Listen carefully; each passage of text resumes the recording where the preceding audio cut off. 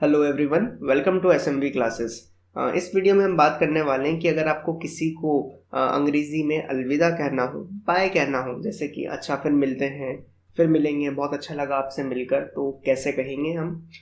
Last lecture में हमने देखा था कि अगर आपको किसी का अभिवादन करना हो इंग्लिश में तो क्या क्या वर्ड्स हम यूज़ कर सकते हैं, यानी कि अगर आपको किसी को ग्रीट करना हो तो what are some common greetings in English. वैसे ही हम यहाँ पर देखने वाले हैं कि बाय कहने के कितने तरीके हैं। फॉर्मली कैसे कह सकते हैं, इनफॉर्मली फ्रेंड्स में मैं किस तरीके से अपने फ्रेंड्स को बाय या फिर हम कैसे यूज़ करते हैं वर्ड्स, वो भी मैं आपको बताऊंगा।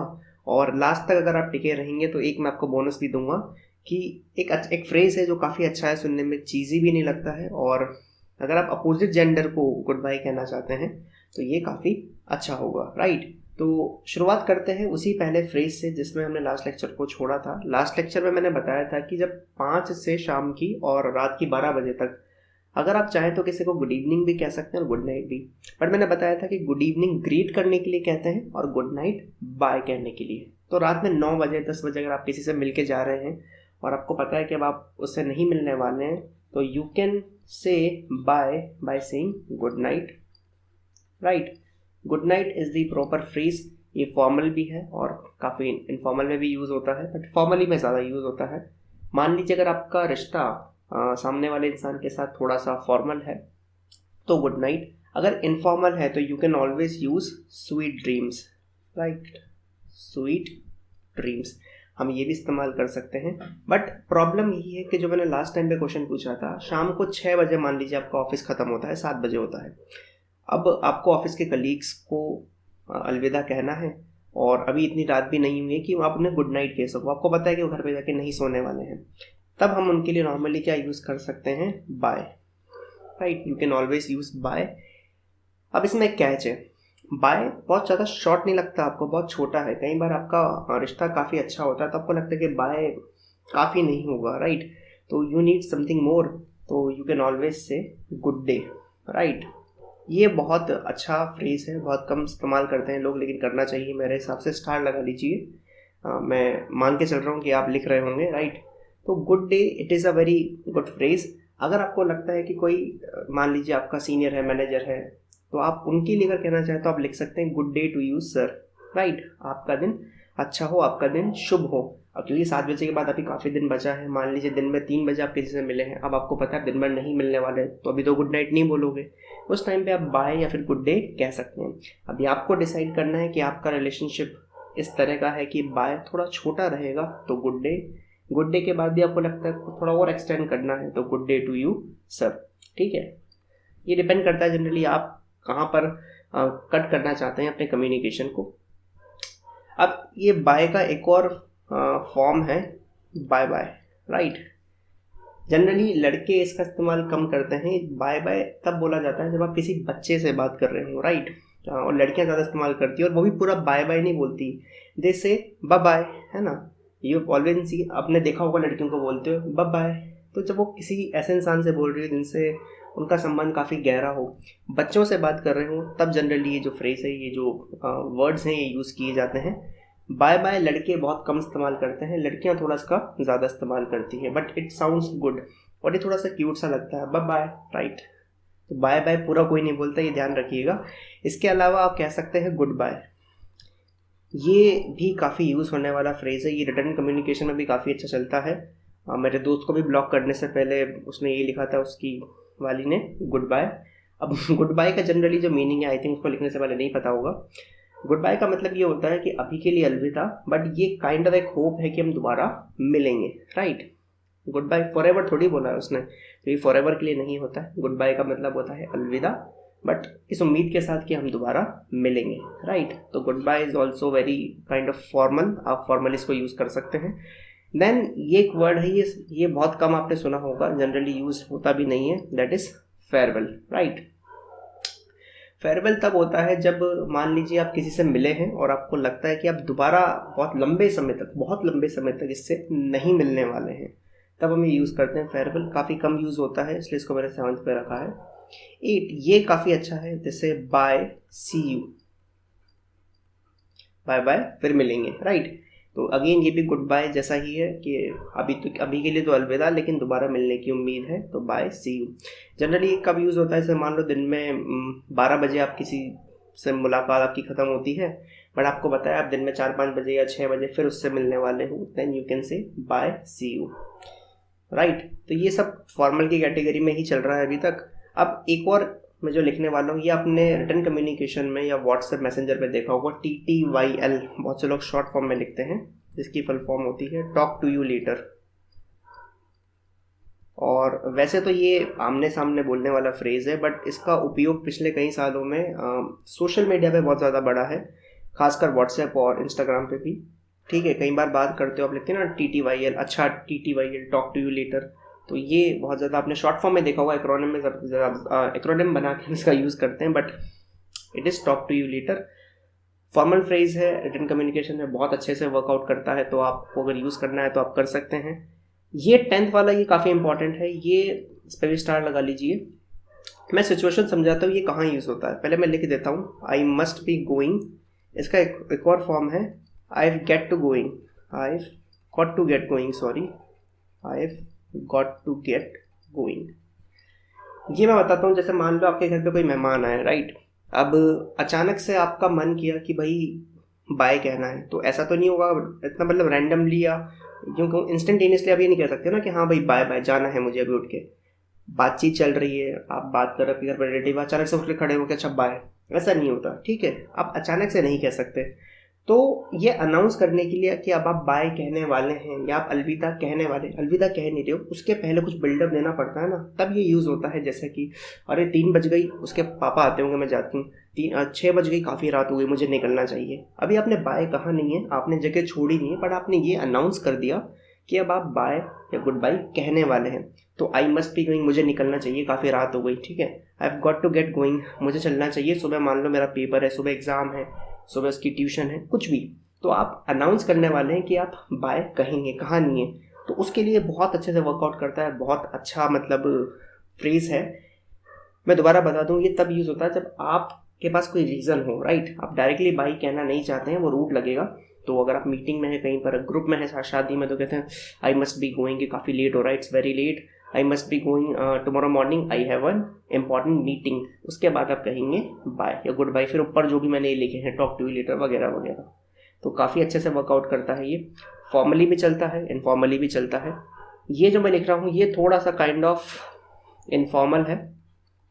I am of, I am of का मतलब मेरा हो गया, बस अपन ऐसा बोलते हैं ना, मेरा हो गया, अब मैं निकलता हूँ, आई एम ऑफ। तो ये मेरा हो गया, काफ़ी थोड़ा सा इनफॉर्मल है। मान लीजिए आप साथ में बैठ के चाय वाय पी रहे हैं ना, आपने बहुत ज़्यादा खा लिया है, अब आपको लगता है अरे भाई बहुत हो गया, अब निकलना है, तो आप यूज़ कर सकते हैं I am of. It is kind of informal, मतलब 80-20 का रेशियो है, 20% टाइम फॉर्मल यूज़ होता है। बट फॉर्मल में भी आप देखिएगा कि इसको, जैसे मान लीजिए आपका मैनेजर आपके साथ यूज़ नहीं करेगा, अब आपका डायरेक्टर है या CEO है और उससे जस्ट नीचे वाला कोई पोजीशन है, वो है जूनियर सीनियर, लेकिन उनका रिलेशन इस तरीके का है कि वो यूज़ कर सकते हैं, साथ में बैठ के जैसे ड्रिंक्स लेते हैं या साथ में बैठ के चाय पीते हैं, तो वो एक दूसरे के साथ इसको इस्तेमाल कर सकते हैं, आई एम ऑफ। इसके अलावा हैव अ नाइस डे, ये बेसिकली रिसेप्शनिस्ट जो होते हैं वो यूज़ करते हैं।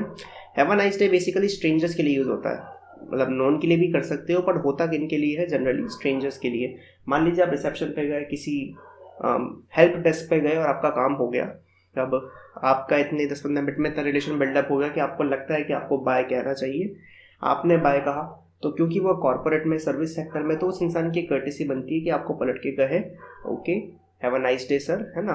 तो आप कहते हैं आपका दिन मंगलमय हो, आपका दिन शुभ हो। तो ये जनरली जो होते हैं कॉर्पोरेट्स के अंदर यूज होने वाला फ्रेज है, right, have a nice day. इसके अलावा आप क्या कह सकते हैं, take care, take care, TCL भी बहुत ज़्यादा यूज़ होता है व्हाट्सएप वगैरह पे, मैसेंजर्स के ऊपर। टेक केयर का मतलब अपना ध्यान रखना वगैरह वगैरह। ये जनरली कब कहते हैं, जैसे मान लीजिए आपके रिश्तेदारों ने कहा आई मस्ट बी गोइंग, या फिर I got to get going, okay bye, okay let me come to the door, आप उनको बाहर दरवाजे तक छोड़ने जाते हैं, वो गाड़ी पे बैठ गए, गाड़ी स्टार्ट हो गई, जब वो जाने लगते हैं तब आप कहते हैं बाय टेक केयर, है ना, या फिर bye take care, see you again. तो आप उस टाइम पर ये चीज़ें कह सकते हैं। तो टेक केयर, अपना ध्यान रखना, राइट। एक और देखते हैं, ये जो मैं 14 पे लिखने वाला हूँ, इस पर भी स्टार लगा लीजिए।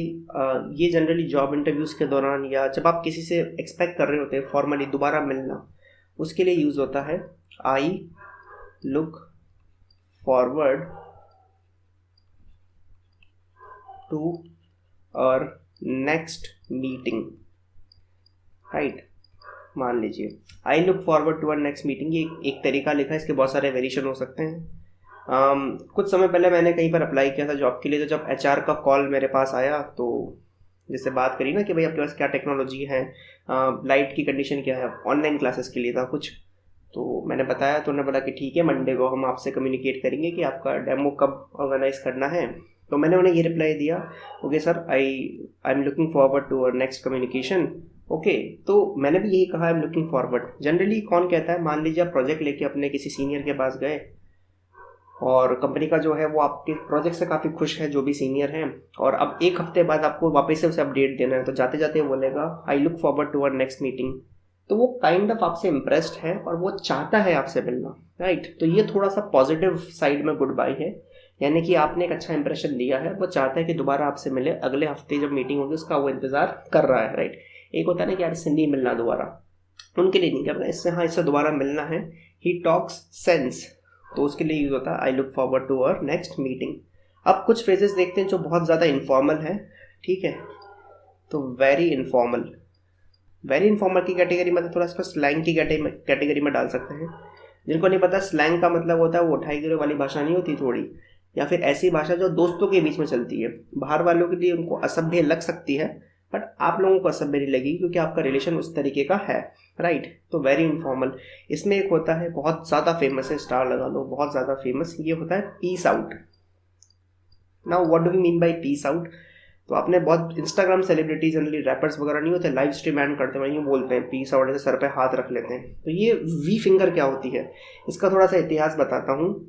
मुझे एग्जैक्टली वॉर का नाम याद नहीं, बट 1940s के अराउंड कुछ वॉर जीतने के बाद सोल्जर्स आके ऐसा सिंबल बनाते थे और वो उसे कहते थे विक्ट्री सिंबल। विक्ट्री का मतलब जीत, राइट। बट जैसा कि होता है, एंटी वॉर एक्टिविस्ट हर कंट्री में होते हैं जो युद्ध के खिलाफ बोलते हैं कि भाई युद्ध नहीं होना चाहिए। तो क्योंकि ये विक्ट्री सिंबल है, अब विक्ट्री कौन जीत के आया, सोल्जर, तो उसने मारा होगा सामने वाले एनिमीज को तभी जीत के आया है।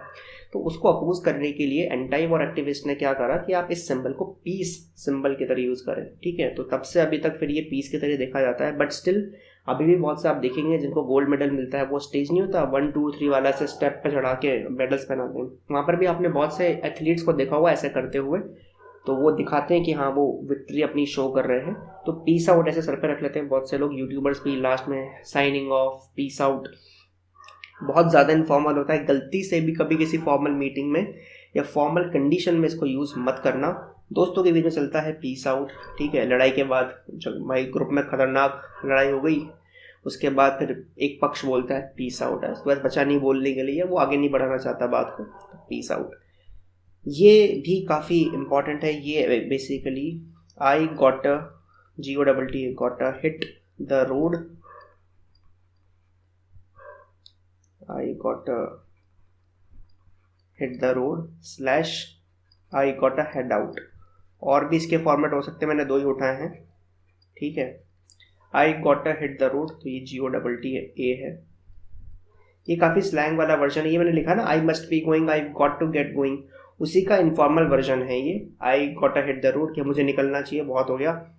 आई गॉट अ हेड आउट, कि अब मैं निकलता हूँ, राइट। तो ये थोड़ा सा इनफॉर्मल है, दोस्तों के बीच में ज़्यादा इस्तेमाल होता है। जनरली डिस्को वगैरह में अगर आप किसी पार्टी में ऑलरेडी लेट हो चुके हैं तब ये वर्ड यूज़ ज़्यादा होते हैं, आई got a hit the road, कि मुझे निकलना चाहिए, टैक्सी नहीं मिलेगी। हिट द रोड का मतलब रोड की तरफ चलना चाहिए, राइट। एक और ये भी बहुत ज़्यादा यूज़ होता है, टाटा, राइट। ये इंडिया में बहुत ज़्यादा यूज़ होता है, बट हाँ ये इंग्लिश का वर्ड है, टाटा आप यूज़ कर सकते हैं, but again it is very informal, friends के बीच में चलता है और अब तो शायद लोग भी यूज़ नहीं करते, बहुत कम सुनने को मिलता है। राहुल गांधी का भी एक मीम वायरल हुआ था जिसमें एक मीटिंग में बोलते हैं गुड बाय गया टाटा, है ना, तो उसमें वो वर्ड यूज़ करते हैं tata, goodbye, these are English words, ठीक है, for taking leave. Taking leave का मतलब होता है अलविदा कहने के लिए, निकलने के लिए, राइट। ये 18 जो है ये मैं बहुत ज़्यादा यूज़ करता हूँ। When I was designing this course, तो इसकी प्लानिंग हम 2-3 महीने से कर रहे हैं. So we had some discussions with some of our friends जो जिनकी इंग्लिश अच्छी है. तो मैं उनसे यही बात कर रहा था कि भाई मुझे कंसिस्टेंट रहना है, तो क्या क्या हम कहाँ से शुरुआत करें. क्योंकि स्पोकन में एक प्रॉब्लम क्या है कि मैं करीब 2-3 साल से ऑफलाइन ले रहा हूँ, ऑनलाइन भी मेरे कुछ बैचेस हैं. वहाँ जनरली जो लोग आते हैं उनमें से बहुत सारे लोगों की बेसिक्स क्लियर होते हैं, तो हमें इतनी प्रॉब्लम नहीं होती. बट जब मैंने अभी कोविड के बाद ऑफलाइन शुरू किया तो बहुत से ऐसे लोगों ने भी आना स्टार्ट किया कि उनको बिल्कुल ही कुछ नहीं आता. राइट, अल्फ़ाबेट्स पढ़े हैं बस, ठीक है, हाँ पता होता है स्वर व्यंजन वोवल्स और कॉन्सोनेंट्स होते हैं. तो वही है ना, अभी जैसे बोल बच्चन का एक डायलॉग है, छठी का दूध याद दिला दूंगा, तो उसमें अजय देवगन क्या करता है, वो वर्ड टू वर्ड ट्रांसलेट करता है, I will make him remember the milk number 6. अब देखिए मतलब ही बदल गया बात का. तो वर्ड टू वर्ड ट्रांसलेशन बहुत जगह पर मरवाएगा आपको. तो बहुत सारे लोगों को ये भी दिक्कत आती है, तो हमें समझ में नहीं आता कि यार हम कहाँ से शुरू करें. भाई बेसिक का क्या मतलब है, वर्ब सिखाने बैठूँ, ग्रामर सिखाऊँ. और सपोज करिएगा आपको कोई ग्रामर सिखाने बैठ जाएगा ना, आप 10 दिन में कोचिंग छोड़ दोगे, क्योंकि बहुत बोरिंग होता है. राइट, और ज़रूरत भी नहीं होती मेरे हिसाब से. मैं भी सिखाऊंगा टेंसेस, वर्ब, है ना भाई, पार्ट्स ऑफ स्पीच जितने भी 8 के 8 पार्ट्स ऑफ स्पीच हम कवर करेंगे, बट एक समय आने पर. बट अब उसको सब्जियों के नाम ही नहीं आ रहे, बेसिक वोकेबलरी नहीं आ रही. तो we had discussion with our friends. तो गूगल मीट पर ही जनरली डिस्कशन होते थे रात में 12-1 बजे. तो मान लो 5 लोग बैठे हुए हैं, अब उनमें से किसी एक को जाना है, तो मैं उससे कहता था सी यू लेटर एलिगेटर. ठीक है, अब इसका हिंदी मीनिंग क्या निकलेगा, फिर मिलते हैं मगरमच्छ, है ना. मगरमच्छ नहीं बोल रहा हूँ, क्रोकोडाइल एलिगेटर में यूज़ नहीं कर रहा हूँ. इसका मतलब होता है बेसिकली स्लैंग है कि दोबारा मिलेंगे. ठीक है, बोल सकते हैं और लौंडे दोबारा मिलेंगे. सी यू लेटर एलिगेटर, तो स्लैंग है ना, ये लौंडे जो वर्ड है, दिस इज अ स्लैंग, बुरा वर्ड नहीं है, स्लैंग है. छोले चपाटे जो बन बोलते हैं, तो उन्हीं की तरह ये वर्ड यूज़ होता है. मैं बहुत ज़्यादा यूज़ करता हूँ मेरे फ्रेंड्स के साथ, सी यू लेटर एलिगेटर. 19th जो मैं इसमें लिखने वाला हूँ, ये थोड़ा सा काइंड ऑफ रूड है. आई लीव नाउ, मैं लिख भी देता हूँ, can be rude. Can be rude नहीं, अगर 100 बार यूज़ हो रहा है तो 100 में से 85 to 90 टाइम्स ये रूड कैटेगरी में ही जाता है. कब लेते हैं सर ये आई लीव नाउ, ये तो अच्छा वर्ड है, मैं लेकिन नहीं होता. मान लीजिए आपको ज़बरदस्ती किसी ने रोका हुआ है, तुम किसी से नाराज़ हो, सुनने नहीं चाह रहे हो, कहते हैं भाई रुक जा, मेरी बात तो सुन ले, फिर तेरे को जो करना है करना. अब उसने सुना ली अपनी, फिर तुमने बोला very well I leave now. Right, तो थोड़ा सा अकड़ में, एटीट्यूड में, ना मतलब कतई रूड होके आप ये बात बोलते हैं, आई लीव नाउ, मैं निकलता हूँ. तो ये है. अब ये जो मैंने लिखे हैं 19, इसमें से कुछ फॉर्मल है, कुछ इनफॉर्मल है, कुछ काफ़ी अच्छे हैं जिनमें मैंने स्टार्स भी लगवाए हैं. ये कुछ तरीके हैं कि आप इंग्लिश में बाय कैसे कर सकते हैं. अब जैसा कि मैंने प्रॉमिस किया था, एक बोनस देता हूँ, काफ़ी अच्छा लगेगा आपको. ऐसा नहीं कि आपने सुना नहीं होगा, बट इसका यूज़ काफ़ी अच्छा है. मान लीजिए तो ये फ्लैटरिंग भी है, बट इसको चीज़ी भी नहीं बोल सकते हो. मतलब ऐसा नहीं है कि बहुत ज़्यादा चीज़ी हो, बट हाँ काइंड ऑफ फ्लैटरिंग और क्यूट है. अपोजिट जेंडर के लिए भी ज़्यादा आप इस्तेमाल कर सकते हैं. मान लीजिए आप किसी से मिले हैं और आप चाहते हैं उससे दोबारा मिलना. राइट, वो कभी कभी मिलता है आपको उससे मिलना पसंद है. उसे कैसे बोलोगे डायरेक्टली, तो गुड बाय के बाद ओके विल मीट टुमारो, या फिर अगर आप कल मिलने वाले तो बहुत ही बढ़िया बात है. बट मान लीजिए कि अब आपकी मुलाकात हुई, पहले कुछ समय पहले हुई थी, अब कुछ समय के बाद होगी. ठीक है, जैसे कि आज की मुलाकात के बाद वो इंसान भूल ही जाता है बिल्कुल आपको. तो आप उससे क्या बोलेंगे बड़े प्यार से, डोंट बी अ स्ट्रेंजर. अब इसको बोलने का तरीका बड़ा क्यूट होता है. तुमने बोला ओके बाय, फिर जाके बोलोगे don't be a stranger. Right, तो थोड़ा सा क्यूट तरीके से आप इसको अपोजिट जेंडर में, लड़की है तो आप किसी लड़के से बोल सकती हैं, लड़का है तो कोई लड़की से बोल सकता है. और ये चीज़ी भी नहीं लगता, चीप नहीं लगता है बिल्कुल भी. काफ़ी अच्छा एक फ्रेज़ है. ठीक है, जब मैं थोड़ा सा टॉपिक्स के बारे में रिसर्च कर रहा था, तो मैंने जब कंपाइल किया तो मेरे ही नोट्स में कहीं बहुत नीचे दबा हुआ था ये, एक समय पहले मैंने काफ़ी कहीं पर पढ़ा था ये. तो डोंट बी अ स्ट्रेंजर काफ़ी अच्छा आई थिंक तरीका है बाय कहने का, इस उम्मीद के साथ कि यार बिल्कुल घोस्ट मत हो जाना. राइट, स्ट्रेंजर मत बन जाना, टच में रहना, कीप इन टच. तो keep in touch, I will be in touch, ये थोड़ा सा काइंड ऑफ ऐसा लगता है चीज़ी है ये, मतलब लिपट रहा है बिल्कुल. ये काफ़ी क्यूट है. और बोलने का तरीका don't be a stranger, okay, ऐसे हम प्यार से बोल सकते हैं. तो ये ही वो बोनस है जिसकी मैं बात कर रहा था. काफ़ी अच्छा लगता है, मैंने पर्सनली ट्राई किया है. ठीक है, अपोजिट जेंडर पे नहीं, बट जिस पे भी किया है काफ़ी अच्छा उनको सुनने में ये लगा है, चीज़ी साउंड नहीं करता है. राइट, तो these were some ways how to say bye in English. Greeting कैसे करते हैं बता चुका हूँ. अगले लेक्चर्स पे अब हम थोड़ा वोकेबलरी स्टार्ट करेंगे. कुछ 5-6 लेक्चर में वोकेबलरी की बात भी करेंगे. जैसे कभी सब्जियों के नाम हो गए, सब्जियाँ भी बहुत सारी तो मैं 2 पार्ट में बनाऊंगा. फ्रूट्स के नेम, वेजिटेबल नेम हो गए, है ना. अब बॉडी पार्ट्स के नाम, जैसे हाथ की उंगलियों को फिंगर्स कहते हैं, पाँव की उंगलियों को टोज कहते हैं, बहुत से लोगों को नहीं पता होता. फिर थोड़ा थोड़ा स्ट्रक्चर जैसे is am are was were, इसकी हम बात करेंगे। और आज मैंने एक और ज्ञान दिया है इंपॉर्टेंट कि वर्ड टू वर्ड ट्रांसलेशन मत करा करो हिंदी में, बहुत गंदा लगता है और मीनिंग बदल जाता है बात का, राइट। तो अभी कुछ मीम्स भी बनते हैं कि इंग्लिश गानों के, अगर आप बहुत अच्छे गाने हैं जिनका आप हिंदी में मीनिंग निकालो, मैं नाम नहीं लूँगा, बहुत गंदा निकल जाता है, तो वो बहुत चीप हो जाता है। तो कॉन्टेक्स्ट के साथ, आउट ऑफ कॉन्टेक्स्ट किसी चीज़ को ना पढ़ें, ठीक है। कोई भी वर्ड अगर आप वोकेबलरी से उठाते हैं तो उसका यूज़ देखें कि किन से डायरेक्ट, जैसे मैंने आपको बताया है, मैं फ्लैट नहीं बता रहा हूँ कि हाँ ये तरीके, तो वेबसाइट में मिल जाएंगे तुम्हें कि कौन कौन से तरीके हैं बाय बोलने के, इससे ज़्यादा मिल जाएंगे भाई। 50 different ways of saying goodbye, बहुत सारे तरीके मिलेंगे, बट कौन सा कब कहाँ यूज़ करना है, कौन सा आपके खिलाफ जा सकता है, कौन से इनफॉर्मल है, ये चीज़ें समझना बहुत मुश्किल है। कौन सा चीज़ी है, कौन सा फ्लैटरिंग है, ये ध्यान रखेंगे, राइट। तो आई होप मैं आपको समझाने में सक्षम रहा हूँ। This is how the course will be carried out. Comment करते जाना, कुछ इंप्रूवमेंट होगा तो मैं इंप्रूव करता जाऊँगा, right. So thank you for watching this video till and. जय हिंद, वंदे मातरम।